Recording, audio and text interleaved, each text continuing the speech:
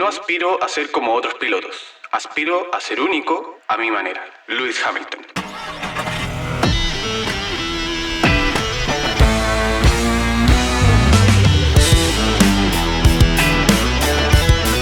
El mecánico aplicado.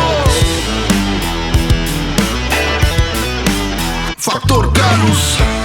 Y esto es Pecados Mecánicos. Eso. Con esa misma energía queremos darle la bienvenida a esta nueva entrega de este podcast del área automotriz llamado Pecados Mecánicos. En el micrófono oriente, nuestro querido amigo, fiel escudero, Don Klaus Alberto, por favor. Jesús López. Muchas gracias por la presentación, amigo. Fue distinta a lo que siempre hemos tenido, pero ya estamos abordando el 7º capítulo de nuestro podcast. Siguen los cambios, siguen mejorando cosas, sigue en pro de seguir desarrollando buen material. Así que estoy contento, amigo. Estoy tranquilo. Quiero saber cómo está usted. Yo muy bien, amigo. Muy bien, motivadísimo. Creo que se ha ido mejorando bastante durante los capítulos. Y hoy traemos un tema muy bueno. Exacto. Que tiene que ver con la profesionalización de nuestra área. O sea, vamos a comparar, ¿cierto?, al mecánico de oficio con el mecánico de profesión. De eso vamos a hablar hoy día. Cabe destacar que este tema lo abordamos de acuerdo a las encuestas que hicimos por Instagram. Fue un tema en común que tuvimos, se repitió y fue como, loco, hay que hacerlo, hay que hablar de esto, hay que hablar por qué la mecánica se conoce como un oficio versus una profesión. Hoy día no sé si es una comparación, sino que es una competencia netamente entre uno y otro. Exacto, sobre todo entre la vieja y la nueva escuela. Creo que ahí está el oficio versus la profesión. La vieja escuela, por recursos y por todo lo que había antes, no se podían profesionalizar, por ende aprendían mirando, aprendían haciendo, aprendían desarmando, etc. Pero hoy día, con los avances tecnológicos, ¿cierto?, que se han implementado dentro del automóvil, es imprescindible ser profesional. O sea, tenéis que tener una base súper técnica para poder trabajar hoy día como mecánico. Claro. Entonces, eso es lo que queremos llevar hoy.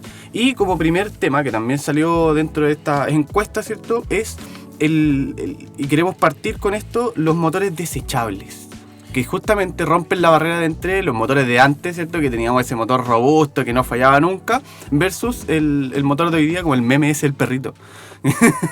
Se me prendió una luz, no puedo arrancar. Ok. Le dio ansiedad, dijo un amigo. Eso. Le dio ansiedad al auto y no parte. Entonces, ¿cómo lo podemos graficar ya de manera gráfica, valga la redundancia? Exactamente. ¿Cómo podemos llevar a la práctica, ¿cierto?, esta frase o esta diferencia entre los motores antiguos y los motores nuevos? Yo creo que hay una gran diferencia, primero, de composición y otro, el tema del uso. Yo creo que la tecnología de antes, si bien era menos desarrollada, era mucho más bruta la energía que se transportaba o que se ejercía dentro del motor.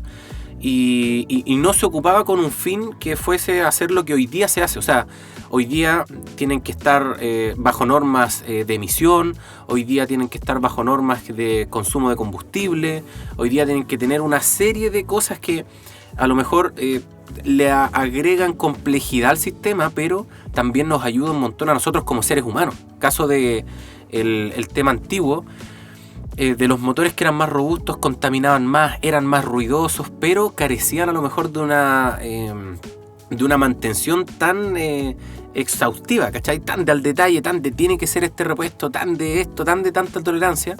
Y en el fondo eran motores que, entre comillas, no fallaban nunca, versus hoy día que son motores que yo creo que mal dicho desechables. De hecho, yo tengo un caso súper particular.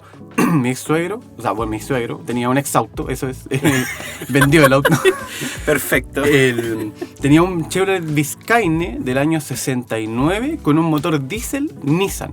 Antes se daba mucho que los autos entraban por el norte y en el norte les hacían el cambio de motor y ponían un motor diésel para poder andar, ¿cierto?, en un auto que originalmente traía un V6 y un V8. Claro. Y este auto estuvo tirado en un patio mucho tiempo. Y cuando lo fueron a echar a andar, fue como... Yo llegué cuando empecé a pololear con la que es hoy día mi esposa, este auto estaba tirado en el patio, ¿cachai? Sin parabrisas, lleno de tierra, etc. Y después de 2 años más o menos ya, de hecho ya estábamos casados con mi señora y todo, un día mi suegro dijo así como, voy a echar a andar el auto. Yo lo quedé mirando así como, ¿va a echar a andar eso? El día del Loli va a partir. No va a partir ni cagando. Y resulta que le puso batería empezó a calentar las bujías y partió al tiro, weón. A la llave, así onda, 3 giros, va, pum, y partió. Mi cara de sorpresa creo que la notó él porque se rió en mi cara de sorpresa, ¿cachai?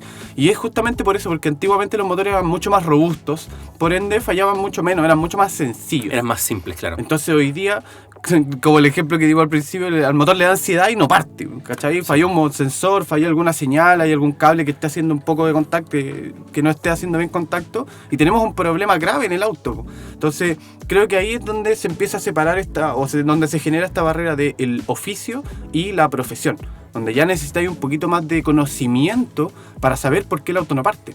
Claro, tal cual. O sea, yo creo que va en el estudio constante y en el desarrollo de tecnología por parte de los fabricantes para poder entregarnos a nosotros la información necesaria también para poder capacitarnos. O sea, me imagino que los mecánicos de hace, no sé, 40 años atrás o 30 años atrás no contaban con la información necesaria para poder meter manos. Y ahí es donde estaba el mecánico de oficio, el que aprendía mandándose a punta de cagazo. Tenía ese tipo de, si hago esto repetitivamente, listo, esto no lo puedo hacer porque esto genera una falla, ¿cachai? Y eso se conoce como oficio, es algo que tú no estudias, pero sí la práctica te lleva a manejar cierta área. Y eso es lo que se daba mucho antes, por lo que decís tú, el carecer de tecnología para poder hacer funcionar el auto. O sea, antes era como combustible, aire y sería. Compresión. Chao. No había absolutamente nada más. No te preocupáis de normas contaminantes, de cuestiones cancerígenas, de catalizadores, de composiciones que se te pasaba el agua. No estaba ni ahí, prácticamente era un indestructible. Exacto. Pero, sobre todo los motores diésel, güey. Sí, yo creo que se malentiende el tema de los motores desechables. Porque yo personalmente no conozco motores que sean así como realmente desechables. Lo que sí conozco son mecánicos que no saben mantener de correcta o de buena manera ese motor, entre comillas, desechable. ¿Cachai? Claro. Yo conozco motores que, no sé tú, pero yo, por ejemplo, el motor de las Partner, que son de primera generación. ¿El 1.9? Sí, pues. Es un constante evolución hasta el día de hoy.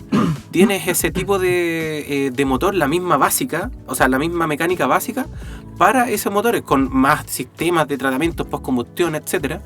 Pero a mucha gente que no les gustan los franceses, y loco, es uno de los mejores motores o de los más eficientes que hay en el mercado. Exacto, y fallan súper poco. Si los mantienes bien, fallan muy poco. Eso es el tema. Y yo creo que por ahí va el tema del motor desechable y la diferencia entre la vieja y la nueva escuela. El motor antiguo necesitaba mucho menos cuidado. Le podíais dar como caja. Se calentaba, no estaba ni ahí. Exacto, no, porque la culata no era cierto de aluminio, sino que era de fierro fundido, por ende le generaba más temperatura y costaba más que se torciera. O sea, teníais que tener demasiada temperatura para torcer una culata de fierro fundido. Claro. A diferencia de las de hoy día, que son de aleación de antimonio, ¿cierto? En donde tienes esta facilidad para poder generar problemas mecánicos en el motor por el material de construcción. Entonces ya se te pasa un poco la temperatura y falló el motor, de inmediato. Entonces no es que el motor sea desechable, sino que las nuevas tecnologías, como tú lo decías, ¿cierto? En cuanto a norma de contaminación, de la normativa que tiene que cumplir el aceite para ser compatible con el diseño del motor, la forma de trabajo, los materiales de los que está hecho, el líquido refrigerante hoy día tiene que ser con la normativa del automóvil, si no genera problemas. Entonces es ahí donde los motores pasan a ser desechables por un mal mantenimiento, o sea, porque el técnico que está a cargo del mantenimiento no realiza toda la pauta completa, ¿cierto? Todos los puntos que hay que revisar, o el cliente se los quiere ahorrar. Claro. Entonces ahí es donde pasamos de un motor que es una proeza en la tecnología a un motor desechable. Y es solamente porque la gente no sabe utilizar el auto, no sabe mantenerlo, etc. O sea, volvemos a lo que hemos hablado durante todos los capítulos, que falta educación en cuanto al tema mecánico. Sí, pues, tanto para los profesionales del área como para los que son entusiastas o los mismos usuarios. Aquí no hay que ser así como, que me gusten los autos. Loco, hoy día prácticamente pasó lo mismo con los celulares. O sea, hoy día, antes era un lujo tener un auto y hoy día hay mucha mayor accesibilidad a tener un vehículo, y también tienes que tener la noción de qué bien acabas de adquirir. O sea, no es como, ya me lo compro y cuando falla. No, pues hay que saber mantenerlo y saber interpretar la información. Pero me pasa mucho que los motores que sean así como europeos antiguos, hay mucha gente que le echa mucha caca, mucha basura a esos motores, siendo que, como decís tú, son proezas algunas a nivel tecnológico. O sea, me acuerdo un caso icónico, el motor, no sé si es 1100 o 1000 de los Renault Clio, de primera generación. Dice que el capó se abría al revés, Sí. Como los BM. Y en ese caso en específico, yo encontraba que el motor era súper eficiente. Lo ocupaban algunos desarrollos en autos del Dakar del año del 80, ¿cachai? Y era como, puta, qué bacán. Pero llegaban acá a Chile y te encontrabas con todos los autos malos, po. De repente veías conexiones eléctricas que no correspondían, que cerraba ahí el capó y estaba tocando con el múltiple y esto, lo otro, al final, a eso yo le llamo que son cagazos que uno va, que no resuelve, ¿cachai? Y ahí se va convirtiendo en que el motor va de generación en generación, cada vez en decadencia. Así es. Y este nuevo desarrollo tecnológico que se ha dado a través de los años, tal cual como lo decías tú, creo que va acompañado también de la implementación de otros tipos de, ¿cómo decirlo? Para no decir complemento nuevamente, pero complementando la complementación. Exacto.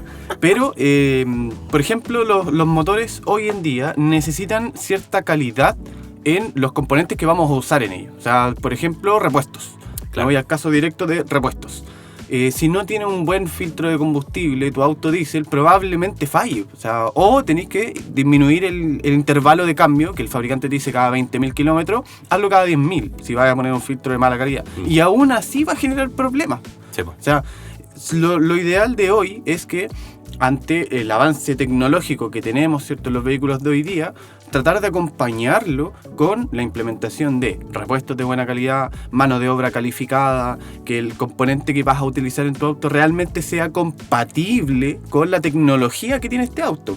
Porque recordemos que, tal como lo dices tú, hay vehículos europeos que son proezas de la tecnología, pero hoy ya no es solamente tecnología europea. Tenéis tecnología japonesa, tecnología coreana, tecnología china. Americana también hoy día. Americana.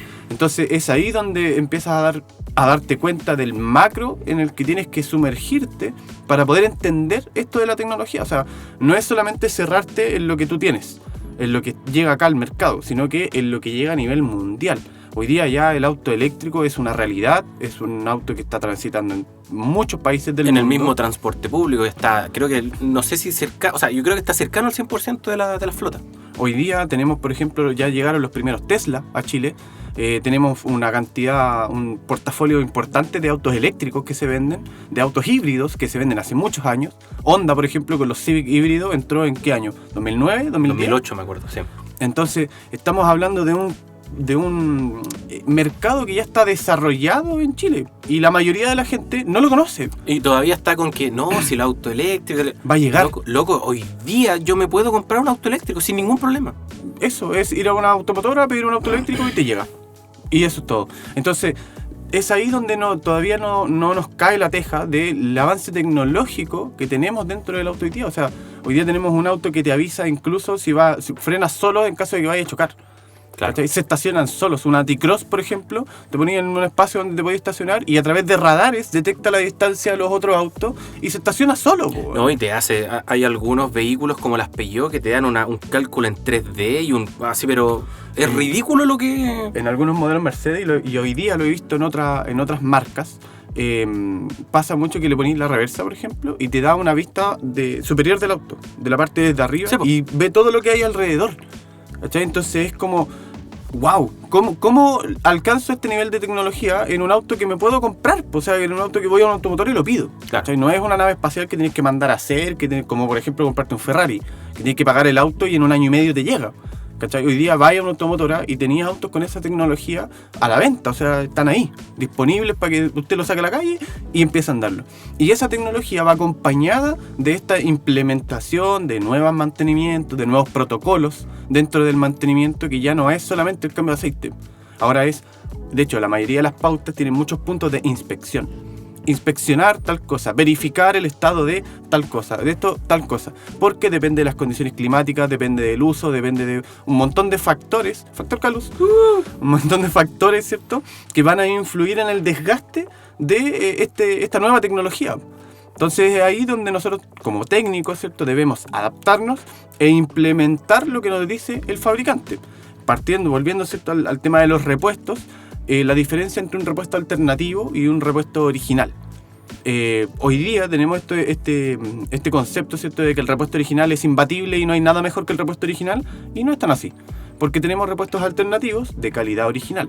Claro. ¿Cierto? Que es distinto a tener un repuesto alternativo, porque hay, como decís tú, hay calidad original, está el alternativo, que es el de baja calidad, y está el alternativo, pero que es calidad original, que vendría siendo que está entre medio de estas dos, de estos dos grandes mundos. Exacto. ¿Cachai? Para entender esto, normalmente tenemos tres conceptos, o sea, tres tipos de repuesto.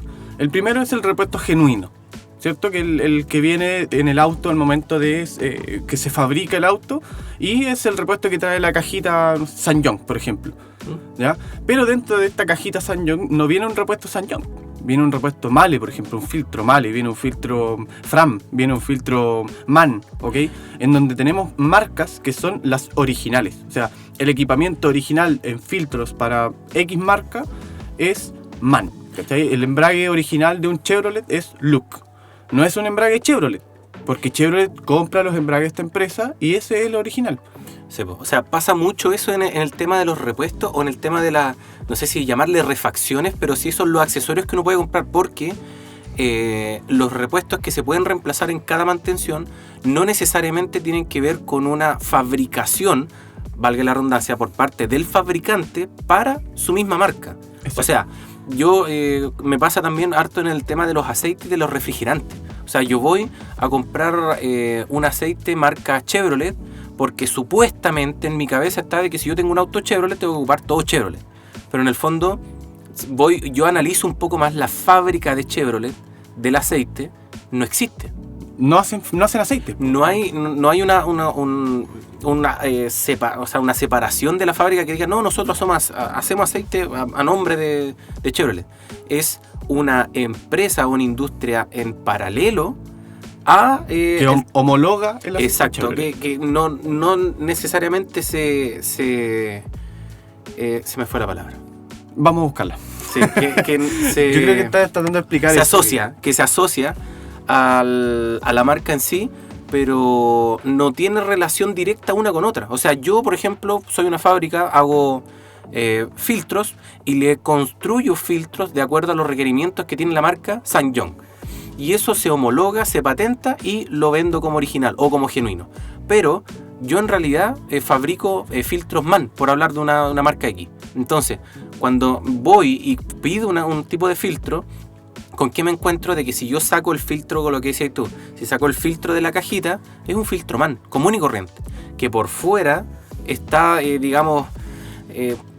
disfrazado de que no, esto es genuino, es marca SsangYong. Pero en realidad no es marca SsangYong. Ellos no fabrican ese tipo de cosas. Lo mismo pasa con todo el tipo de líquidos o de fluidos dentro del mercado automotriz. Claro. Y ahí pasas a la diferencia entre el genuino, el original. En este caso sería, por ejemplo, el embrague, que hablamos del caso de Look. El genuino es el que viene con cajita Chevrolet, pero adentro viene el embrague Look. Y el original sería el mismo Look, pero en una caja Look. Y que finalmente la mitad. Es exactamente lo mismo y claro, cuesta la mitad. En algunos casos no es igual. Ojo, que podemos tener refacciones Look, pero de menor valor. Por ejemplo, pasa mucho en Valeo. Valeo, sí. Que Valeo tiene la línea original y después te vende el PHV, creo que es la... PHV. Valeo. Y ese es de menor calidad. Pero si buscas el Valeo original, el Valeo 100%, ¿cierto? No el PHV, sino que el Valeo es de la misma calidad que el original. Entonces, al final, estás comprando un embrague en una concesionaria que te cuesta 500 lucas y encontráis el mismo embrague afuera, pero sin la cajita Chevrolet, sino digo la cajita Valeo, ¿cierto? Por la mitad del precio. Y luego tienes la parte de repuestos alternativos, que en concepto, el repuesto alternativo es cualquier marca que no sea la original. O sea, no tiene que ver con la calidad del repuesto. Yo no digo que el repuesto alternativo es malo, sino que es un repuesto que no traía instalado originalmente el auto. Claro, y que es una marca a lo mejor no bien conocida y no relacionada directamente con la marca del fabricante. Exacto, y ahí es donde tienes esta división de alternativos de buena calidad y alternativos de mala calidad. De hecho, tenemos un mercado que es el aftermarket, ¿cierto? Que es, por ejemplo, el filtro de aceite HKS. O KIN. O KIN, que son superiores en calidad al original. ¿cachai? Entonces, no por ser un repuesto alternativo tiene que ser malo, pero sí existen repuestos alternativos de muy mala calidad. Sí, o sea, y ahí es donde, mira, esto no está en pauta, pero me gustaría saber tu opinión ahora. El tema de los vehículos chinos. Cuando traen repuestos chinos, uno dice así como, no, compré el original. Pero es chino, pues, amigo. ¿Cómo puedo respaldar? Si yo siempre he dicho, bueno, hoy día el nivel de calidad, puta, es tremendo. Pero cuando yo tengo un vehículo chino, digo, no, yo compré el original, ¿veí? Made in China. ¿Cuál es China, tu tipo? China. China. ¿Cuál es tu tipo de reacción frente a ese tipo de cosas? ¿Cómo te sacáis del el No estigma o el prejuicio que tú decís, puta, pero amigo, esto es chino, no deja de ser chino? Porque a mí me ha pasado muchas veces en mantenimientos de vehículos chinos, donde traen el repuesto original, y el repuesto original es asqueroso, asqueroso de malo. Lo miráis y es como un filtro sin cuerpo, así, papel delgadito, ¿cachai? Y el livianito. El livianito. Entonces, ahí te das cuenta de que, claro, es el repuesto original, pero originalmente es malo, amigo. Sí. Entonces es como, ¿qué hago? Y que no necesariamente son chinos. Y que no necesariamente son chinos. Hay repuestos, por ejemplo, vehículos coreanos que también vienen con refacciones chinas. Pero es ahí donde, por ejemplo, se podría aplicar el aftermarket. O sea, si no estáis seguros de la procedencia, en realidad más que la procedencia, de la calidad del filtro que estás instalando, cómprate un aftermarket que sea mucho mejor, un filtro de aire, por ejemplo, KIN o BMC, no sé, cualquier marca de aftermarket que sea mucho mejor que el original y te vaya a la segura. ¿Cachai? El problema es el costo, que de cara al cliente sube demasiado el costo. Sí, po. Pero yo creo que también hay alternativas en marcas como por ejemplo MAN. Yo creo que, si bien no tiene el 100% de los filtros, pero yo creo que es cercano al 100% de toda la cantidad de filtros de aceite, filtros de aire. Compatibilidad con filtros originales. Exacto. Entonces, yo creo que hay una pega que han hecho súper bien los de MAN. Y yo por lo menos lo tengo bien catalogado. Hay calidades MAN que son súper buenas. Y que andan bien, pues, ¿cachai? Que como decís tú, a lo mejor no tengo plata para el KIN, pero si voy al Lubricentro o a una Serviteca y tienen esa opción es lo mismo por código al MAN, yo preferiría 100% un MAN. Sí, a mí me ha pasado, como te digo, que he visto repuestos chinos que me generan eso. Decimos, puta, el filtro de aire es de mala calidad, y es el original, ¿cachai? Entonces es eso, atacar a la calidad del filtro que estás instalando, del repuesto que estás instalando, sea cual sea. Tratar de buscar lo mejor posible. Incluso, siendo que lo mejor posible puede que no sea el original, puede que sea una marca alternativa. Sí. ¿Cachai? Entonces es ahí donde tenemos que tener el criterio del mecánico de entender las calidades que existen dentro de los repuestos, de las refacciones. ¿Cachai? Y como decís tú, hay marcas muy buenas como MAN, como Fram, como Male, que vienen instaladas en vehículos como Mercedes, BMW, Audi, de muy alta calidad, ¿cierto? Pero que no son los originales, por ejemplo, para Chevrolet, pero que sí tienen el filtro, ¿cierto?, que corresponde o que es la equivalencia al repuesto Chevrolet, y estáis comprando un repuesto alternativo, pero de calidad original. Exacto. Entonces, eso es lo que nosotros debemos cuidarnos hoy día, o debemos preocuparnos para no caer en el motor desechable. Porque claro, si tenía un motor de alta tecnología y le ponía un repuesto asquerosamente malo, obvio que va a ser desechable. No esperes que te dure los mismos 100.000 kilómetros sin ningún tipo de problema. Exacto. Entonces es ahí donde empezamos a hilar fino con las calidades de lo que utilizamos nosotros en equipamiento para nuestros automóviles, sea filtros, sea lubricantes, sea coolant, sea etcétera. O sea, todo lo que vamos a aplicar dentro del auto tiene que ser de calidad para poder garantizar nuestro trabajo y la duración también del automóvil. Te vi hace poco en las historias de Instagram hacer un trabajo en el que explicabas la diferencia entre un filtro un filtro de aceite con y sin válvula de retención. Sí, de hecho el filtro que tenía instalado era un de marca Kendall, creo, o HK, sí. Acaba de hacer un gesto de asco mi compañero de... Porque sí, son súper malos. Sí. O sea, tenía un filtro de pésima calidad y que en cualquier lado te lo venden para 10.000 kilómetros. Y resulta que a los 10.000 kilómetros el filtro ya está saturado.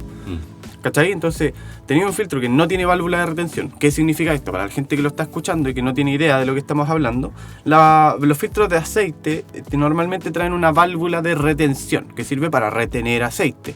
¿De dónde viene este aceite? De la parte superior del motor. O sea, cuando yo apago el auto, esta válvula de retención lo que hace es mantener presión de aceite, bueno, en realidad no presión, pero sí mantener aceite en la parte superior del motor.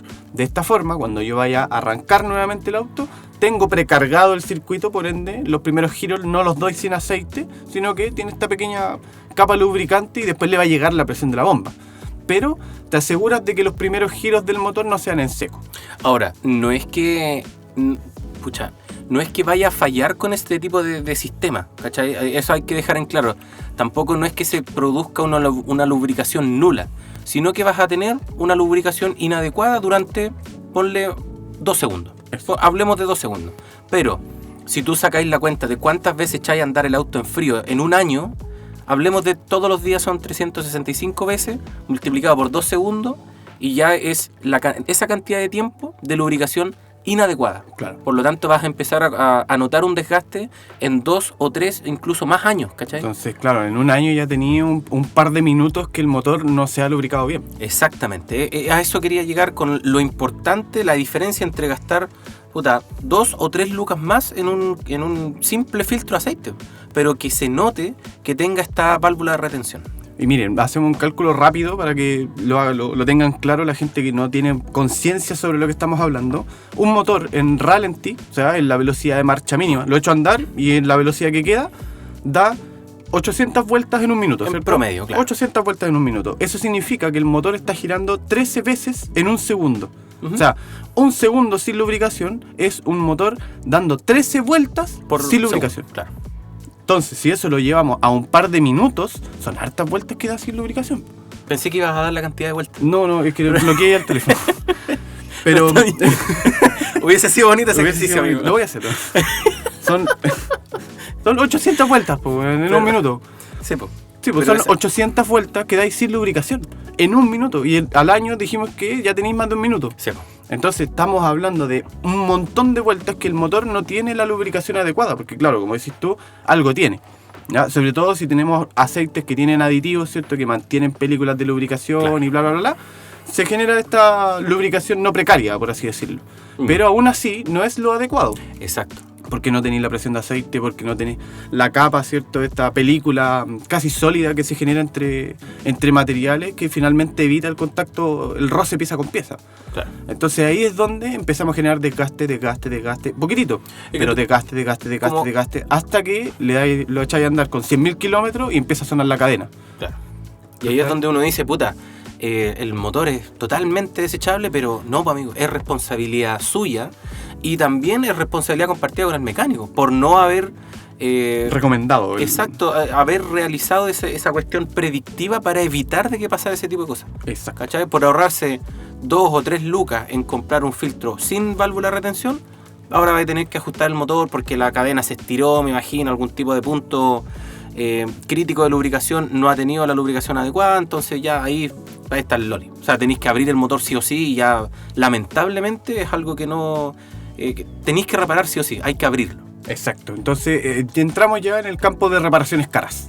Por ahorrarnos 2, 3, 5 lucas en una mantención, ya ponle 20 lucas que te estás ahorrando en una mantención, que finalmente se van a traducir a lo largo de 2 años en una reparación de 1 millón de pesos.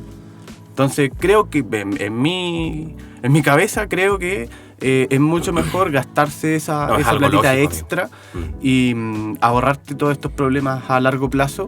Y lo segundo es sacar ese estigma de que hay motores desechables. Si bien hoy día no tienen la misma dureza que tenían los motores antiguos, pero es por un tema de desarrollo tecnológico. Sí.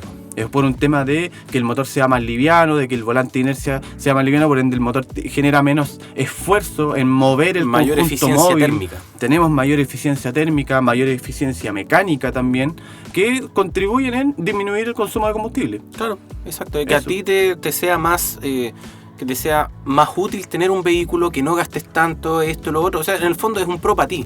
Pero si no sabemos cuidar esos pros, se convierten en contra. Exacto. Lo que decís tú, el tema de la construcción de los motores hoy día creo que es clave, ¿cachai? O sea, hay que tener un aceite que sea compatible con sistemas de tratamiento de postcombustión, hay que tener un refrigerante que tenga el tema del etilenglicol y los silicatos, pero súper a la raya. y va todo en pro de que se desarrolle de manera térmica, porque es una máquina térmica el motor, de la mejor manera posible, que trabaje de la mejor manera posible. Exacto, y con eso disminuimos el consumo de combustible, disminuimos el consumo de aceite, etcétera, etcétera, etcétera. Y así tenemos hoy día motores diésel que dan 40 kilómetros por litro. Sí. Entonces, eso es lo que muchas veces cuesta hacer entender a la gente. Que no es que el motor sea desechable, es que tenemos nuevas tecnologías que necesitan mucho más cuidado. Por ende, si le damos el mismo cuidado que le daba un motor antes, que era nulo, ¿cachai? Cambio de aceite y... No esperes que te dure más de 100.000 kilómetros. Exacto. Ese es el concepto que queremos transmitir hoy a través de este capítulo. Y justamente hablando de desarrollos tecnológicos, hoy día tenemos sistemas, ¿cierto?, que son súper delicados. Súper delicados. Yo creo que extremadamente delicados. Yo creo que hay que hacer hincapié en que no son delicados, porque un carburador era delicado. Hoy día tenemos un nivel que tienes que cuidarlo, pero... puta, una pieza de relojería. Si eso en el fondo es extremadamente delicado. Un inyector diésel, ¿cuánto tiene un paso de combustible de un orificio de un inyector de inyección directa? ¿Diésel o gasolina? ¿15 micras? Sí, son micras, pero... ¿y una micra? ¿Cuánto es el grosor del cabello humano? El grosor del cabello humano creo que son de 3 a 15, algo así. Como un cabello humano. De hecho, no recuerdo. En Bosch, la fábrica de Bosch, los inyectores no se perforan, no hay ningún mecanizado en la perforación de los inyectores. Mecanizado te refieres a una broca. A una broca, claro, a una aguja que penetre el metal, sino que se hacen a través de láser porque es demasiado pequeño el orificio. No hay ninguna pieza mecánica que sea capaz de maquinar eso. O sea, no podemos hacer una broca tan pequeña como el orificio que tienen de inyección estos inyectores. Poniéndose en ese caso, imagínate lo delicado que hay que tener el tema de la lubricación y el tema del tratamiento, o sea, el sistema de inyección del vehículo. O sea, tiene que ser primero el petróleo, ojalá lo mejor posible, la mejor calidad. Amigo. Creo que tenemos que corregir ese término. ¿Qué dije? Petróleo. ¿Petróleo? La gasolina también es un derivado del petróleo. Ok, sí, te doy ese punto. Sí. Entonces hablemos de diésel. ¿Qué estaba diciendo? Perdón, le corté se me olvidó. Voy a tener que empezar de nuevo, amigo. Ya, empecemos de nuevo el capítulo. Eso, pero no, el tema de la inyección de diésel, ¿qué tanto cuidado le tenemos que dar? O sea, con cuánta frecuencia tenemos que cambiar el filtro de petróleo. Tengo entendido que hay algunos que traen el filtro y algunos separadores incluso de humedad dentro del mismo filtro de petróleo. ¿Cachai? El problema de aquí es Chile en particular. Es que el petróleo, si bien el diésel. Eso bien, amigo. Se fabrica aprendiendo rápido. En las mismas condiciones que se fabrica a nivel mundial, tiene que cumplir normativa, etcétera. El problema de aquí de Chile es el transporte y el almacenamiento del combustible. Qué raro que seamos malos almacenadores aquí en Chile. Qué raro. Yo creo que falta poco para que traspasen de un bin a otro con un jarro. En el mismo jarro que preparan el jugo, pescar el Yo creo que lo hacen, amigo. Yo creo que lo hacen. Entonces, con la manguera, chupando la manguera y tirando el bidón de al lado. Pero pasa eso, que finalmente la fabricación del combustible cumple estándares internacionales de calidad, pero el transporte y el almacenamiento es el que te genera... También. Claro, la manipulación del combustible es la que te genera la baja calidad. Porque deberíamos tener, por ejemplo, el diésel almacenado en lugares sellados, donde no entre humedad. Finalmente, uno de los puntos que afecta al diésel es que tiene mucha humedad, que absorbe mucha humedad. Por ende, tenemos agua en el sistema de combustible, que estamos hablando de la precisión que acabamos de decir, ¿cierto? 15 micras de espacio para poder inyectar combustible, presiones que llegan hoy hasta los 3000 bar, que es una presión enorme. Para que se hagan una idea, todas estas líneas de aire comprimido, ¿cierto?, que ocupan en los talleres para poder mover las pistolas o para ¿cómo se llaman esto? Pulverizadores, trabajan con 7 bar, 6 bar aproximadamente de presión. Y en un sistema de inyección, y claro, ¿cómo se llama? Con el pulverizador te lo tiráis en la mano y es como... y te hunde la piel. Sí, o sea, con 6 bar ya te hunde la piel, ya te marca. Imagínense con 3000 bar, te gangrena la piel, te traspasa la... De hecho, sí, yo tenía un profe en el Sofofa, no me acuerdo el nombre, a ver si me ayudáis tú, pero era Yepeto. Le decíamos Yepeto. O sea, todos le decían Yepeto en realidad. Es que se parecía mucho a Yepeto. Era igual, si lo podemos mostrar en una foto era igual. Pero este viejo nos hacía la prueba y ponía... Sergio Salas, eso. Y tenía la prueba era poner varias hojas de cuaderno, una encima de otra, y simulaba la inyección de un inyector, valga la redundancia, con la maquinita. Con entonces la maquinita manual. Le hacía el... Psst, y traspasaba creo que como 6 o 7 hojas, pero así sin ninguna fuerza. Y es con la presión que uno le da al ser humano. Bueno, y esa máquina alcanza solamente 150 bar. Sí, me acuerdo que era como, esto era como 10 veces más en lo que se ocupa hoy día en un auto. Exacto. Así Esa maquinita manual que sirve para sistemas de inyección diésel, pero de los antiguos. Y alcanza más o menos 150 bar con el bombín manual que tiene.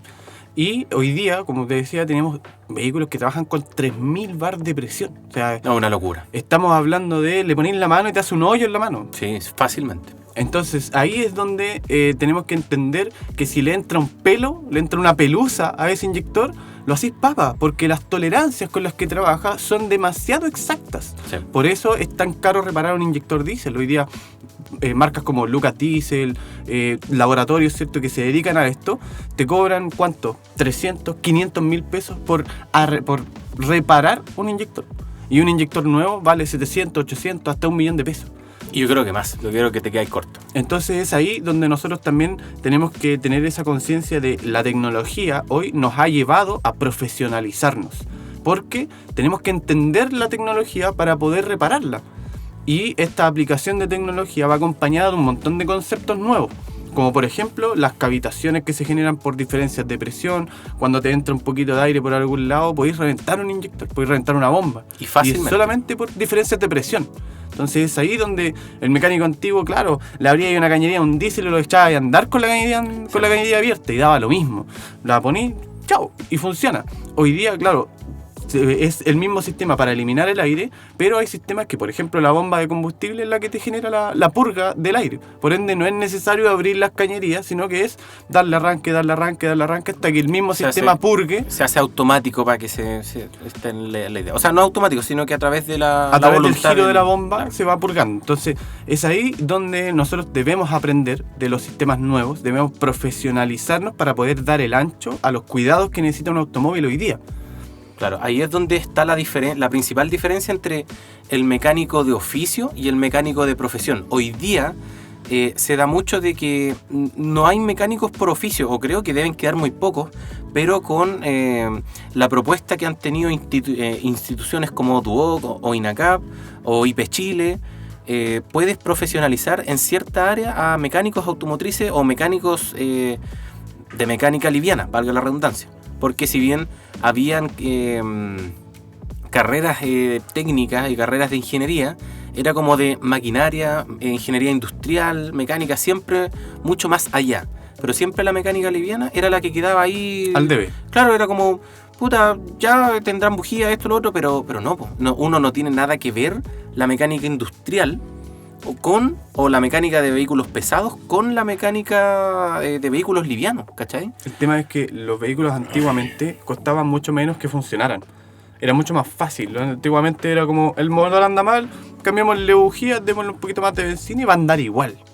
¿Cachai? Hoy día, si yo hago ese tipo de modificaciones, puede que el auto reviente. Sí. Porque van demasiado al límite para poder conseguir el máximo de potencia, con el menor consumo posible, con la mayor relación de compresión posible, etc. O sea, hoy día, por ejemplo, tenemos motores que tienen compresión variable, ¿no? Y no los tenemos hoy día, los tenemos hace 6 años trabajando. Por ejemplo, la marca de, creo que es Nissan Infiniti. Tiene motores con compresión variable. Y en Saab se ve de los 90 ese sistema. Entonces estoy hablando de que hay implementación de tecnologías nuevas que no son tan nuevas. O sea, y aún así es una explosión de tu cráneo de cómo funciona. Sí. Para que se haga la gente una idea, o tratar de graficarlo de alguna manera, es el mismo movimiento del cigüeñal, pero con una articulación extra dentro de la biela, por lo que tengo entendido. Exacto. Entonces ahí se va produciendo que tengas un poco más de recorrido o un poco menos de recorrido en la carrera de compresión dentro del motor. Exacto, el pistón llega más arriba o más abajo, claro, dependiendo de la carga que yo le aplique al pedal del acelerador y la carga que calcule el motor a través de todos los sensores que tiene. Claro. En Porsche creo que también hay un sistema muy parecido donde el buje de la biela es excéntrico. Entonces tú tirás finalmente lo que hace es tener un actuador eléctrico que modifica la altura del pistón en base al buje de la biela. Claro. ¿ya? En el caso de Infinity tenemos una articulación extra en el cigüeñal, y en el caso de Saab lo que basculaba era la culata completa. Ya. Subía la culata y bajaba la culata para modificar la relación de compresión. No, una locura. Entonces, imagínate, es el mismo sistema en 3 marcas diferentes y funcionan totalmente diferentes. Sí. Pero es el mismo principio. Y es ahí donde empezamos a necesitar capacitación. Sí. Porque para poder diagnosticar este tipo de sistemas es sí o sí recurrir al manual del fabricante. O sea, sí o sí necesitáis entender cómo funciona. Para entender cómo funciona necesitas la información técnica, necesitas estudiarla, y una vez estudiada, cuando llega un motor con falla, analizar por qué está fallando. O sea, no tengo compresión, ya, ¿qué puede ser? Puede ser la articulación, puede ser esto, puede ser, pero el motor parte. Entonces voy descartando cosas. Ya, el cigüeñal no está roto, ¿cachai? Pero, ¿qué puede afectar la relación de compresión, ¿cierto?, en este sistema o en este otro? ¿Y por qué me está dando este valor? Entonces ahí es donde empezamos a ocupar el escáner, mucho más de lo que se usaba antes, porque el escáner, los sistemas de diagnóstico, de hecho tenemos un curso que, bueno, cuando demos el curso esto ya va a estar Más que cuando hecho. publiquemos esto, el curso ya va a estar más que hecho.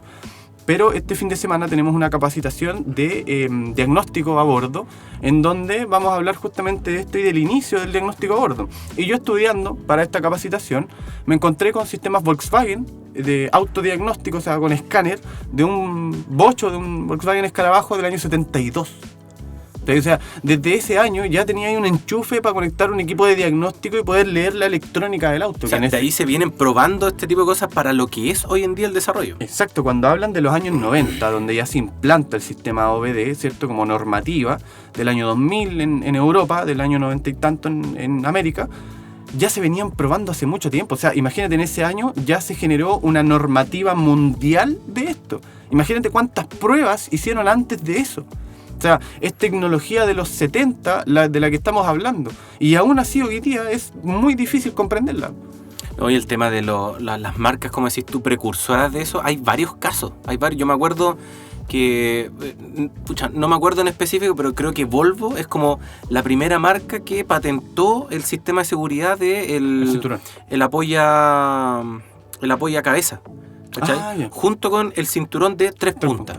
Pero eso se viene desarrollando del año 40 o 50, ¿cachai? Que ellos dijeron, de hecho tú veis los modelos antiguos de Volvo, del 60 o del 70, ya con apoyo a cabeza, justamente porque son precursores en el sistema de seguridad y confortabilidad. Exacto. Entonces, son varios ensayos, son varias pruebas que se van dando para poder llegar al desarrollo de tecnología que tenemos hoy en día, ¿cachai? Y relacionarlo justamente a que ese mayor desarrollo de tecnología necesita también de un mayor cuidado por parte de los técnicos.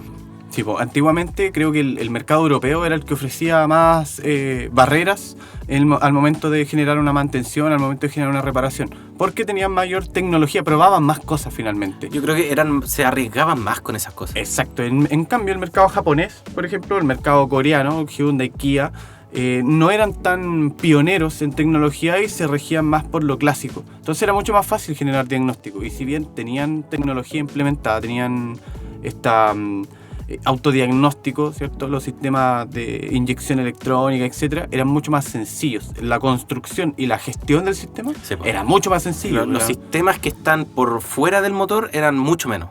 Exacto. Pero hoy día tenemos marcas como Honda, ¿cierto?, que también implementan demasiada tecnología. O sea, el sistema VTEC pasó de ser el guau, ba, ba, ba, ba.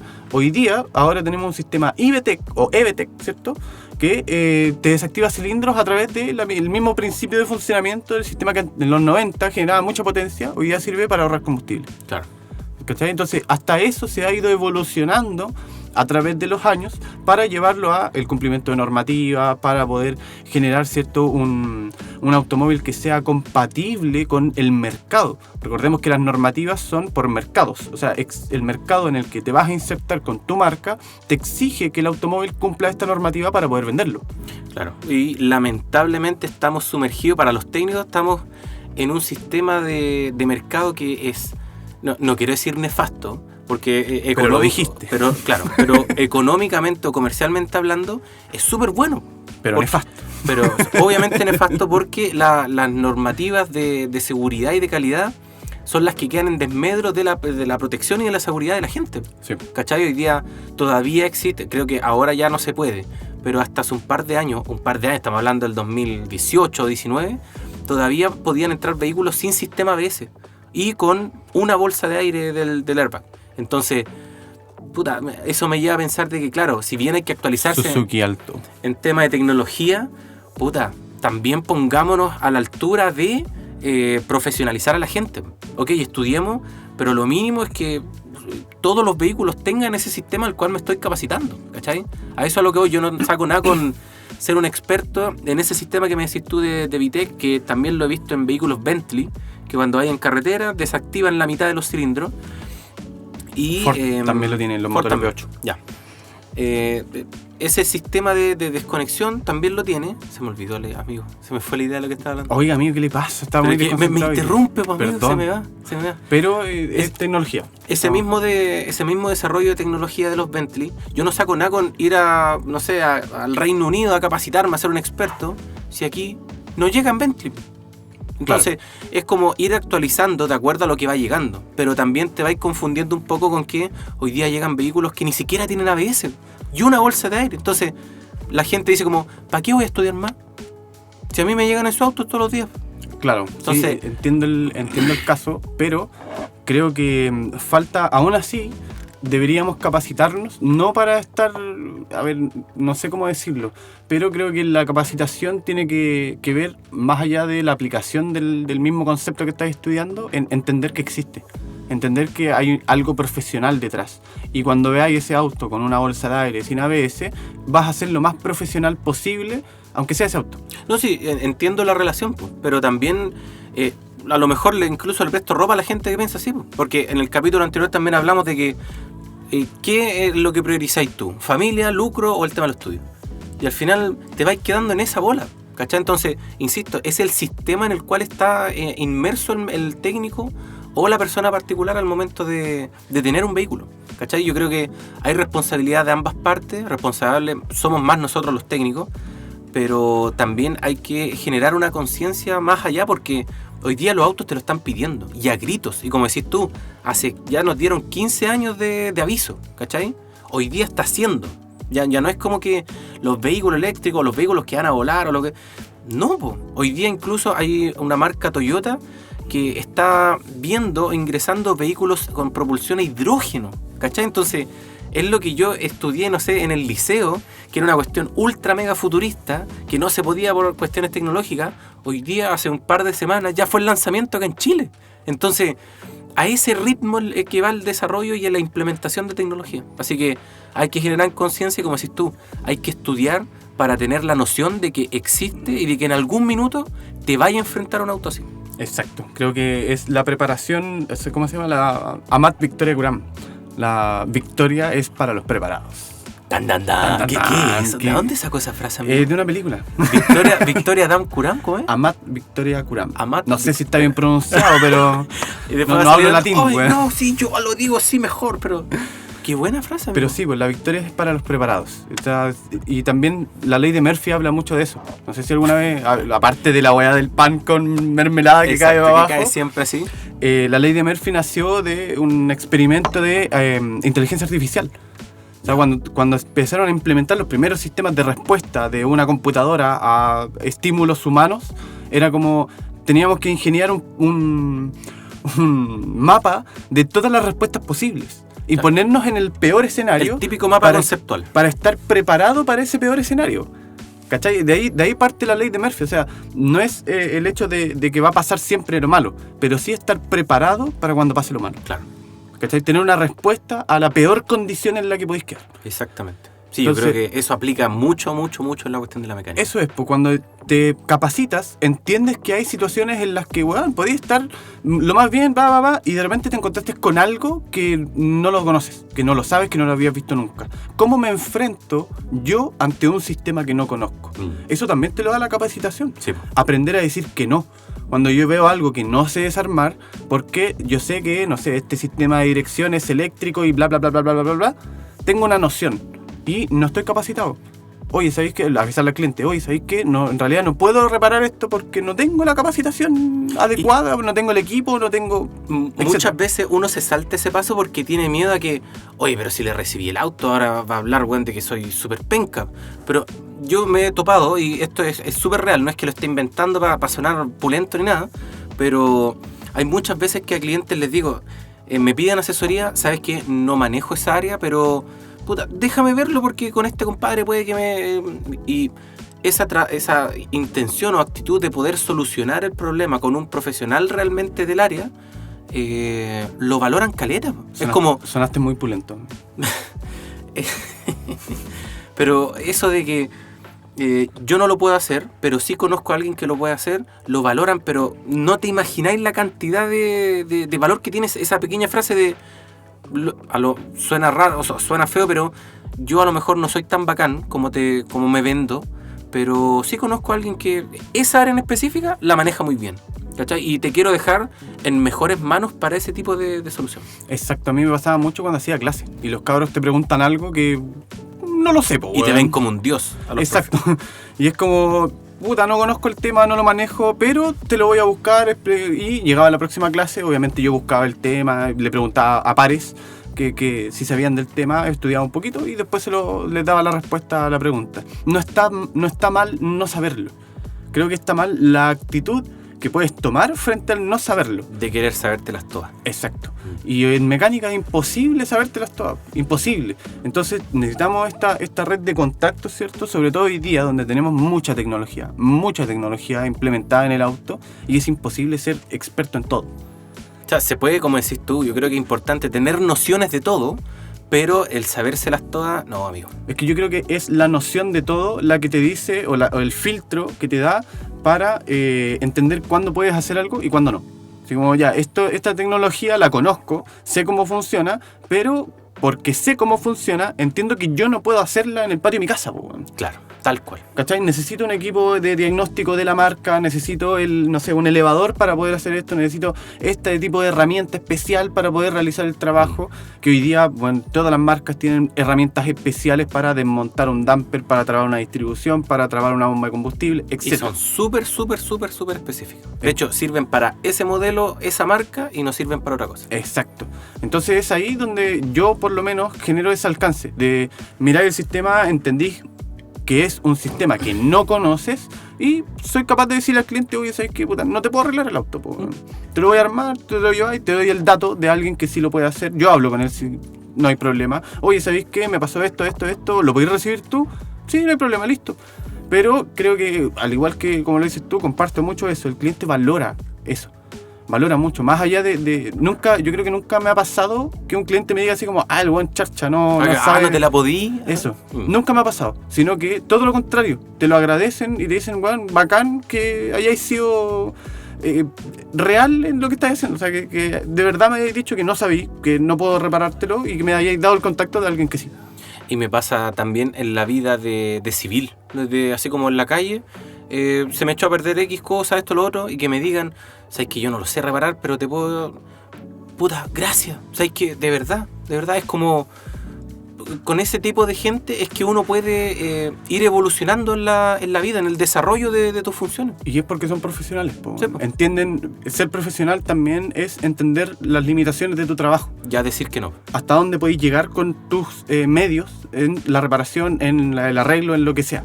Entonces, esa parte de la profesionalización creo que va muy de la mano con los avances tecnológicos que tenemos hoy en día en los automóviles. Y para poder volverse al tema con el que partimos y darle cierre a esto, creo que el poder manejar la tecnología con la que contamos hoy día en los automóviles es lo que te genera este nivel de profesionalismo. Es entender, tal cual como lo pasó a... Yacine, un amigo nuestro, instalar un cortacorriente a un Porsche Taycan. ¿Cachai? Es como, ya, está bien. De partida me decía el modelo y es como, ok, ¿cómo mierda interrumpo una línea de cables de un auto de ese nivel? ¿Cachai? Y eso no lo podía hacer de oficio. Es imposible hacerlo de oficio. Contexto, el Porsche Taycan del que está hablando Pablo es un vehículo totalmente eléctrico, lo tengo entendido, y que tiene propulsión, no me acuerdo cuántos caballos tiene. Pero tiene muchos. Es una locura, creo que 800 caballos, es un switch de on-off al tema de la potencia. y se intervino de esa manera. Se puso un cortacorriente de acuerdo al diagrama eléctrico que Yacine supo interpretar, ¿cachai? Eso. Entonces, porque podéis tener la información, pero si no tenéis la capacitación, el profesionalismo para poder interpretar la información, también te quedas en lo mismo, o sea, que de brazos cruzados. exactamente. Gran valor, Yacine. Sí, un abrazo a Yacine. Yo lo quiero mucho, lo amo, de hecho. ¡Oh! ¡Qué rico! Con eso, chiquillos, queremos darle cierre a este capítulo con ese beso apasionado entre Klaus y Yacine. Queremos agradecer, como siempre, a cada una de las personas que se da el tiempo de escuchar este podcast. Lo hacemos por y para ustedes. Creemos que es una ayuda. Queremos que sea una ayuda para cada uno de los que escucha este programa. Y los invitamos, ¿cierto? Como siempre, a seguir nuestras redes sociales en Instagram, Facebook, TikTok. Nos pueden encontrar como @factorcalus y @elmecánicoaplicado. Desde mi espacio me despido del programa, amigos. Si usted quiere agregar algo más, por favor, la palabra es suya. No, seguir agradeciéndole a la gente por permanecer, por darse el tiempo de escucharnos. Estamos siempre abiertos a críticas constructivas. Yo creo que no hay crítica mala, venga de quien venga. Y creo que podemos ir evolucionando tal como lo hemos hecho hasta ahora. Así que eso, dejar los invitados que nos sigan en las redes sociales, sigan apoyando este proyecto y estamos abiertos a futuras propuestas con alguna que otra marca colaboradora por ahí. ¿Se vienen cositas? Se vienen cositas, brillitos. Así que eso, chiquillos. Eso, nos muchas despedimos. gracias, que estén muy bien. Un saludo y un abrazo a cada uno de ustedes. Chau, chau, chau, chau, chau.